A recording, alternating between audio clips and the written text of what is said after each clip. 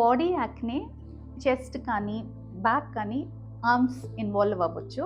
Generally at least 50% of పేషెంట్స్లో ఈ body acne చూస్తాం. So body acne same facial pimples ఎలా అవుతుందో అలాగే because of increased oil production, bacteria వల్ల లేదా inflammation of the skin or dandruff వల్ల కాజ్ అవ్వచ్చు.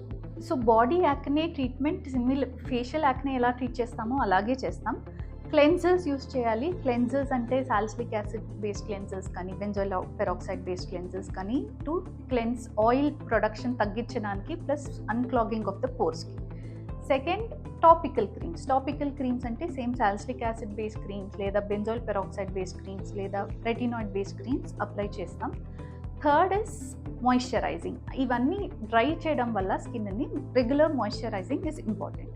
సివియర్ యాక్నే ఉంటే ఓరల్ మెడికేషన్స్ ఇంపార్టెంట్, లేదా యాంటీబయాటిక్స్ కానీ హార్మోనల్ పిల్స్ కానీ we use it to treat the severe acne.